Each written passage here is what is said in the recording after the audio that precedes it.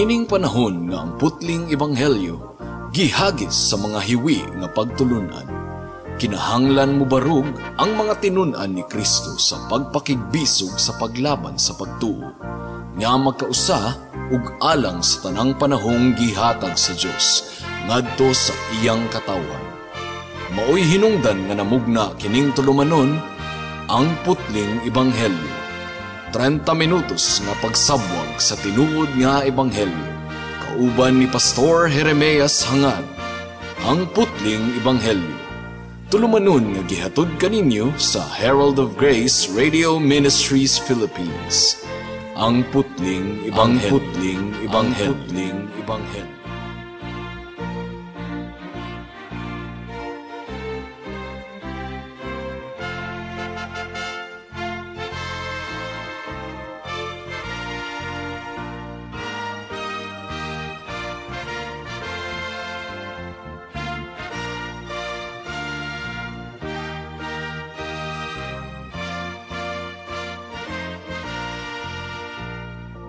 Atong ablihon ang atong Biblia sa Marcos Kapitulo 3, versikulo 31 hangtod sa 35 sa atong pagpamalandong sa pulong sa Ginoo ning takna sa kagabihon.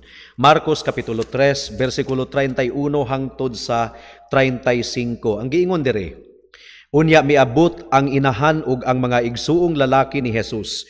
Didto sila sa gawas sa balay ug nagpasugo nga buot sila makigkita kaniya. Naglingkod libot kang Jesus ang pundok sa mga tawo ug miingon sila kaniya, ang imong inahan ug mga igsuon atua sa gawas ug buot silang makikita kanimo.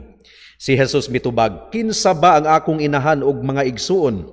Unya mitan-aw si Jesus sa mga tawo ug nag-alirong kaniya ug miingon, ania ang akong inahan ug mga igsuon. Kay kinsa kadtong nagtuman sa gisugo sa Dios, mao ang akong mga igsuon ug akong inahan. Now, human matawag ni Kristo ang iyang mga disipulo, mibalik siya ngadto sa iyang hometown sa Capernaum. Mao kadto ang iyang home base. Ug gialirungan na usab siya sa bagang mga katawhan. Daghan kaayo ang gusto nga maminaw kaniya sa iyang panagtudlo. Ang uban buot nga musaksi sa iyang mga milagro nga gipanghimo, ug ang uban miduol kaniya tungod kay nanginahanglan og personal nga kaayuhan sa ilang mga balatian. So nagkadaghan, nagkabaga ang mga tawo nga miduol sa atong Ginoong Hesukristo. The crowds were so large nga wala na gani higayon si Kristo nga mukaon pa. Mao kadto ang atong nakatuna ni adtong miaging Domingo. Now, pipila sa mga suod sa atong Ginoong Hesukristo nagtuo nga siya nalisuan na sa maayong pangisip. Mo katoy gi-record sa Mark chapter 3 verse 21. Ug wala usab gihatag ni Marcos kung kinsa ba kining mga amigo ni Kristo nga nag-alirong kaniya. The Greek simply uses the preposition para nga ang buti pasabot beside or nag-alirong kaniya. They were those on his side. They could have been close friends, posible nga suod sila nga higala, or posible nga pipila sila sa miyembro sa iyang pamilya. Pero gi-record ni Juan nga bisan pa ang iyang mga kaugalingong igsuon, mga kaugalingong igsuon ni Kristo, wala man mituo kang Kristo. Mao kini giingon sa John chapter 7 verse 5, dunay mga half-brothers and sisters ang atong Ginoong Hesukristo, gumikan kay si Maria, wala nagpabiling birhen. Managtiayon silang duha ni Jose, ug nagkabaton sila og uban pang mga anak, gawas pa kang Jesus. Juan Kapitulo 7, versikulo 5, ang giingon diri mga kaigsuonan, kay bisan gani ang iyang mga igsuon, wala mutuo kaniya. So, however, well-intentioned ang ilang tumong sa ilang pagkuha kang Jesus, gumikan kay nagtuo sila nga nalisuan na si Jesus sa maayong pangisip, pero sipyat gayod sila. Gumikan kay si Kristo nagbuhat sa iyang misyon sa pagpangwali sa pulong sa Dios, mahitungod sa gingharian sa Dios nga iyang gitukod ni ining kalibutana. Now, at the end of the chapter, mga kaigsuunan, Mibalik si Jesus sa subject, iyang girecord si Maria ug ang mga igsuon niya nga miduol kaniya ug buot nga makikita kaniya. So it is likely nga sila usab miduol aron ilang i-rescue si Jesus kay basin og ang nakaabot kanila nga sulti-sulti nga si Kristo nalisuan na sa iyang maayong pangisip. So they wanted to see the Lord Jesus Christ. Probably they wanted to persuade the Lord Jesus Christ nga mupauli na lang sa ila ug muundang na sa iyang mga gibuhat nga pagtudlo ug pagbuhat og mga milagro. So apparently ang mga katawhan baga gayud kaayo ug dili sila tanan ma-accommodate sa atong Ginoong Hesukristo. Sa kabaga sa mga katawhan, misaliut-ot ang inahan ni Kristo nga si Maria ug ang iyang mga igsuon gumikan kay gusto silang makikita kang Jesus. So, duna na lay mga pipila sa mga katawhan nga nagpahibalo kang Jesus nga ania ang imong inahan ug ang imong mga igsuon nga gustong makikita kanimo. Pero ang tubag ni Jesus mura man og rude, mura og walay respetar ang iyang giingon. Kinsa ang akong inahan ug kinsa ang akong mga igsuon? Ug iyang gitudlo ang iyang mga disipulo ug iyang giingon, mao kini ang akong inahan ug ang akong mga igsuon. Gumikan kay ang tanang nagbuhat sa kabubuton sa akong amahan. Mao ang akong inahan ug mao ang akong igsuon. So, ang buot ipasabot ba niini mga kaigsuonan, gi-reject ni Jesus si Maria ug ang iyang mga igsuon? Ang buot ipasabot ba niini nga gisalikway ni Kristo ang iyang inahan nga nagmasuso kaniya ug nagatiman kaniya sa iyang pagkabata hangtod nga si Kristo nahimong ulitawo ug mihingkod? Amo kini atong tun-aning takna sa kagabhion mga kaigsuonan. So dunay duha ka bahin ang atong pagtulunan. Una, unsa ang wala gitudlo ni Kristo niini nga passage? Unsa ang wala gitudlo ni Kristo niini nga teksto? Ikaduha, unsa gayod ang gitudlo ni Kristo niini nga panghitabo? Aduna siya'y leksyon nga gitudlo alang kanato. Magampo una kita. Let's pray.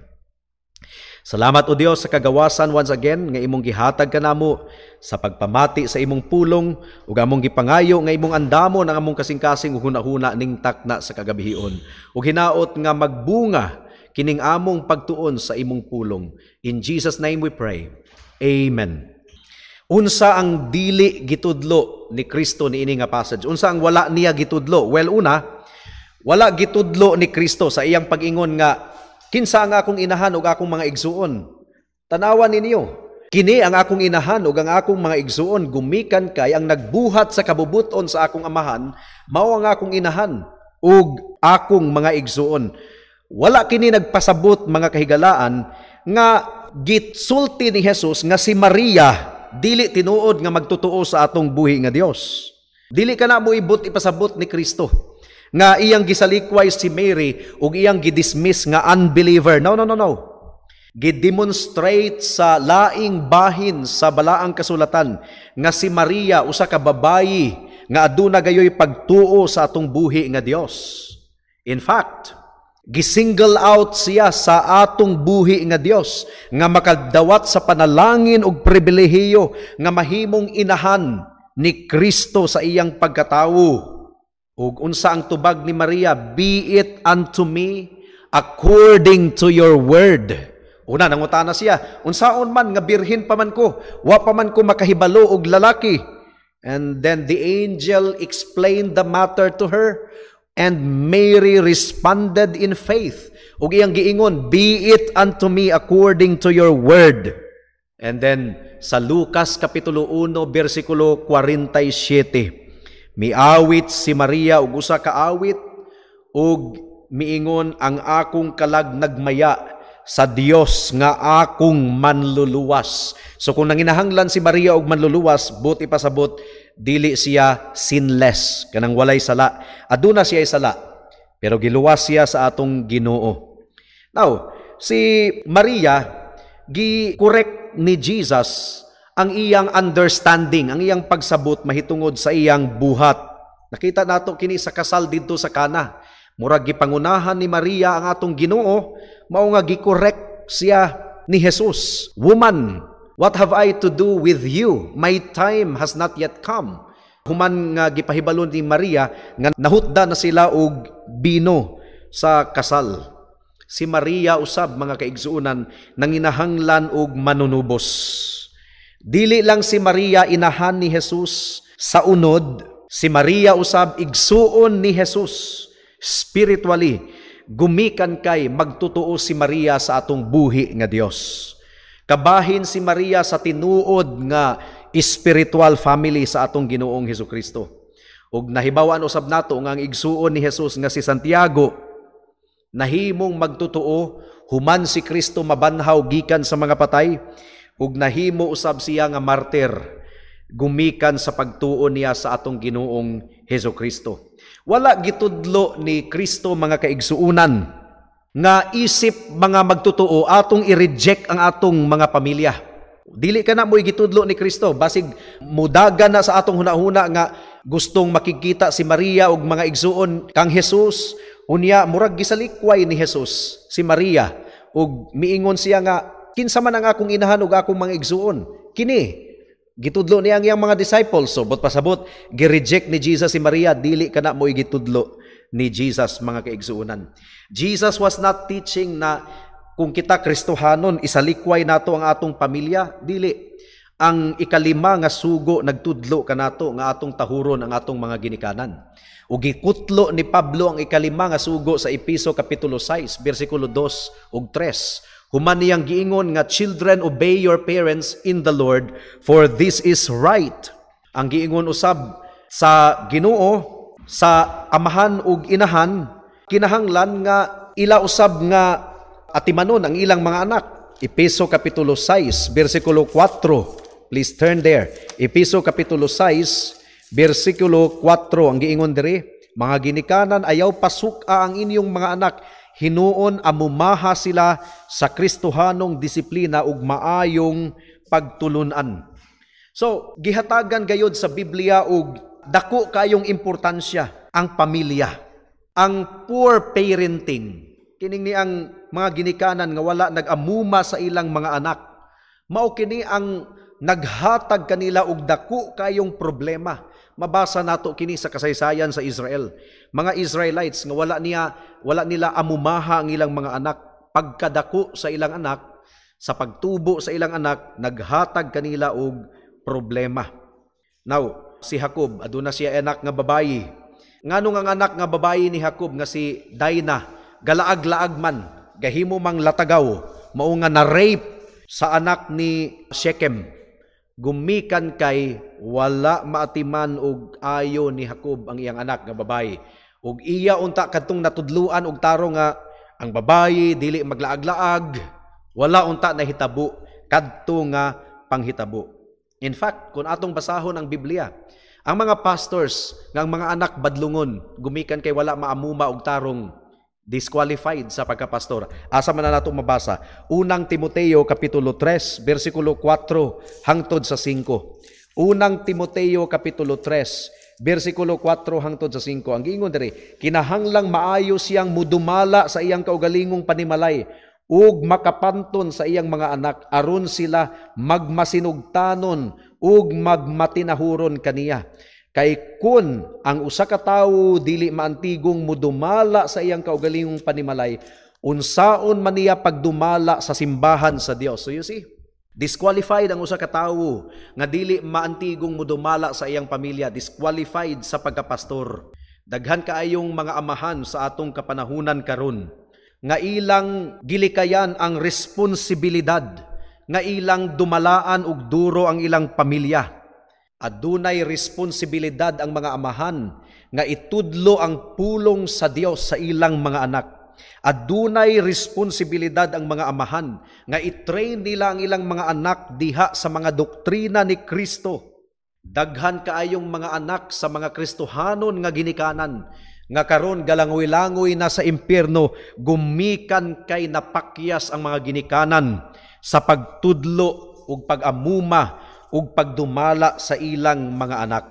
Ug jutay na lang gayud kaayo karon, mga kaigsuunan, ang mga tawo nga naghatag og importansya sa pag-train sa ilang mga anak aron mahimo silang ligdong sa ilang pagdako.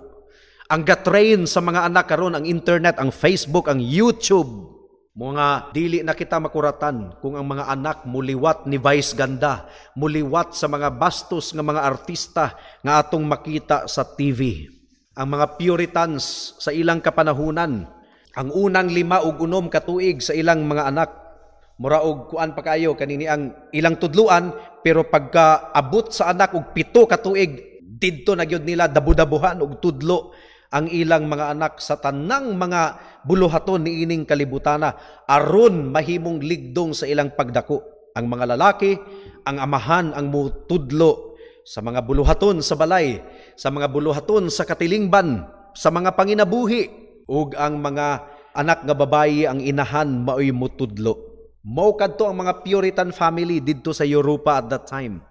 Probably most children were set to some kind of useful work before they reached 7. Gitudluan na nila ang ilang mga anak og paglaba, og paghugas og mga plato, og paglaba og mga sinina. Ilang gitudlo sa ilang mga anak ang pagkadelikado kung magtinapulan og mag-relax-relax.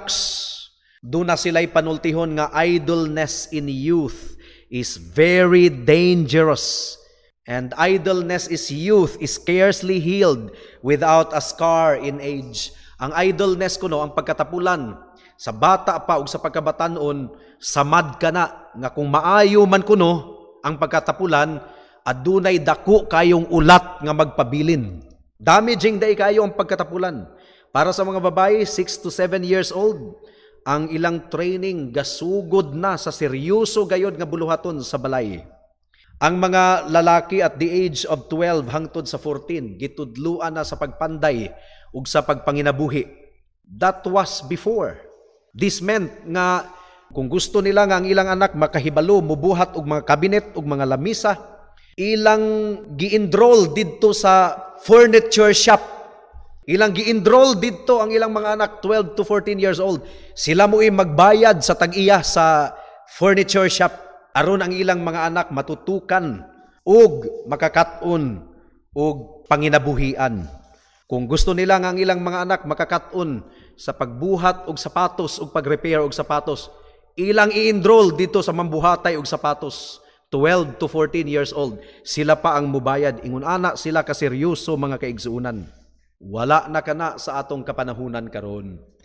18 anyos, 20 anyos, gadula gihapon og Mobile Legend og Dota.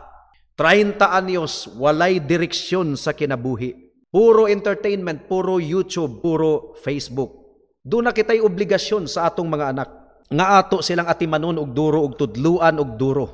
Mo kinigiingon ni Pablo sa Efeso Kapitulo 6, versikulo 4, nga dili nato pasagdahan ang atong anak, atong amumahon og duro. Kinahanglan balanse ang disiplina. Disiplinahon nato ang atong mga anak, bunala nato, pero dili pod kining bunal nga murag patio nato ang atong mga anak. Dili pod kay that is already provoking them to anger. But dili pod kanang bunal nga murara og kuan, murara og gitik. Nay bunal nga murara og gitik, murag wala lang. Dili pod ingon ana. Bring them up. Amumaha mo kinigiingon sa Biblia, both physical and spiritual, in the nurture and admonition of the Lord. So ang pasabot ni ini kumpleto gayod nga training ug disiplina sa usa ka anak. Wala gatudlo si Jesus nga pasagdahan ang mga ginikanan ug mga igsuon. Wala, dili ka na mo gitudlo ni Jesus ni adtong higayuna. Unsa man gayod ang gitudlo ni Jesus? Ang gitudlo ni Jesus ni ining higayuna nga ang pagka-Dios nun magsugod gayod sa atong panimalay. Kung ang usa ka bata mahimong Dios nun, kung ang usa ka anak mahimong Dios nun, asa man siya mahimong Dios nun magsugod? Magsugod siya sa iyang panimalay. Unang Timoteo Kapitulo 5, versikulo 4. Please turn there. Unang Timoteo Kapitulo 5, versikulo 4. Ang giingon dire, apan kun ang biyuda adunay mga anak o mga apo, kinahanglan makakaton una sila sa pagtuman sa ilang Dios nung katungdanan ngadto sa ilang kaugalingong banay, sa ingon makabalos sila sa ilang mga ginikanan kay kini gikahimutan sa Dios. gatudlo di ay ang Ginoo nga ang mga anak mubalos sa mga ginikanan. Kahimutan kini sa Dios. Gatudlo ang Biblia nga ang mga anak mahimong Dios nun sa ilang panimalay. Dios nun, piety. That means, unsaon man paghimong Dios nun sa anak, sulod sa panimalay. Kung ang amahan wala ga lead og worship, family worship. Kung ang amahan wala ga buklat og Biblia aron tudluan niya ang iyang mga anak. Kinahanglan gayong magpasakop ang matag pamilya sa atong buhi nga Dios. Gumikan kay ang pagka-Dios nun magsugod gayod sa panimalay. Children, dunay utang kabubuton ang mga anak sa ilang ginikanan. Di ba gibasa nato kagayna sa Timothy? Mao nga ang anak nga nahayahay ang kahimtang unya gipasagdahan ang mga ginikanan dako kay nagtulubagon at tubangan sa Dios. O gihatag ni Pablo ang rason mahitungod sa atong katungdanan. Ang giingon sa Timoteo nga atong gibasa kaganina, for that is good and acceptable before God. Maayo kini ug kahimutan kini atubangan sa Dios. We owe care to our parents because we owe it to God. Mao nga kung atong basahon ang Marcos kapitulo 7 bersikulo 10 hangtod sa 13, gikondenar ni Jesus ang mga Pariseo nga tigpakaaron ingnon. Wala nila atimana ang ilang mga ginikanan sa ilang katigwangon. Marcos kapitulo 7 bersikulo 10 hangtod sa 13. Ang giingon diri mga kaigsuonan, kay nagsugo si Moses, tahura ang imong amahan ug inahan, ug ang magsultig dautan batok sa iyang amahan ug inahan, kinahanglan nga patyon. Apan kamo nagtudlo nga kun ang usa ka tawo may butang nga ikatabang unta sa iyang amahan ug inahan, apan moingon siya, kurban kini nga sa ato pa, iya kini sa Dios. Dili na siya kinahanglan nga mutabang pa sa iyang amahan ug inahan. Niining paagiha wala ninyo itudlo ang pulong sa Dios diha sa mga pagtulunan nga inyong gipasunod sa uban, ug daghan pang mga butang nga sama niini ang inyong gibuhat. You see, gikondenar ni Kristo ang mga Pariseo nga tigpakaaron ingnon nga wala giatiman nila ang ilang mga ginikanan sa ilang katigwangon. Si Jesus gani, himalatyo na si Kristo dito sa cross, nakita niya ang iyang inahan nga naghilak, nagbangutan usab, nasayod siya nga mamatay na siya, kinsa may muatiman sa iyang inahan. Mao nga iyang giingnan si Mary, woman, behold your son. Si John the Beloved to. And then, son, behold your mother. But pasabot, gitugyan ni Jesus si Maria kang Juan, aron si Juan na ang muatiman kang Maria. Mo nga ang sumpay ni adto, sukad ni adto, didto na mipuyo si Maria kang Juan, sa balay ni Juan.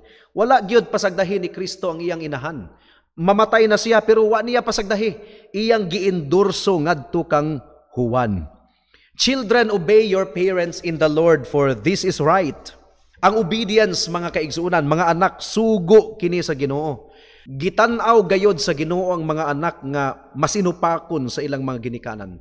Gidumtan sa Ginoo ang mga anak nga masinupakon sa ilang ginikanan.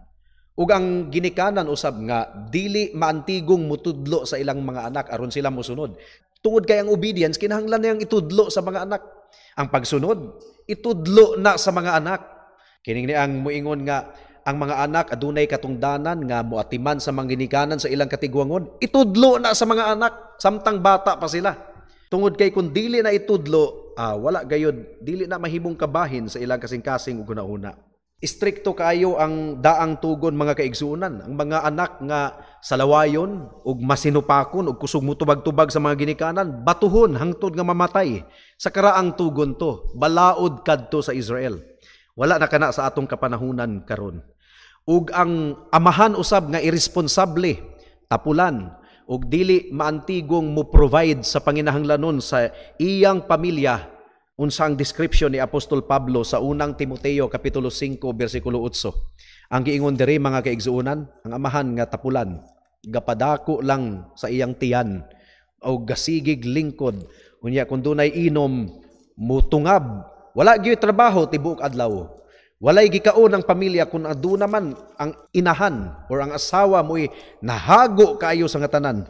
Unsa may giingon diri sa unang Timoteo kapitulo 5 bersikulo 8, ang giingon diri, ang dili mag-atiman sa iyang pamilya labi na sa mga sakop sa iyang kaugalingong panimalay, nagsalikway sa iyang pagtuo, ug mas dautan pa kaysa dili magtutuo. So you see, Kristohanon unya gipasagdahan ang iyang panimalay. So dili nato sabton ang giingon ni Kristo nga murag gisalikway niya si Maria ni adtong higayuna, gumikan kay sumbingay kadto. Adunay leksyon nga gustong itudlo ang atong Ginoong Hesukristo sa mga naminaw niya. Nga ang buti pasabot niini mga kaigsuonan, ang tinuod nga spiritual family. Gumikan kay physical family manggutong nangita kang Hesus, ang iyang inahan ug mga igsuon. So gihatagan ni Kristo og distinction ang physical family ug spiritual nga pamilya. Ang tinuod nga pamilya nato ang spiritual nga pamilya. Pamilya pud nato ang unodnon nga pamilya, pero ang mas duol sa atong dughan gyud ang atong spiritual family.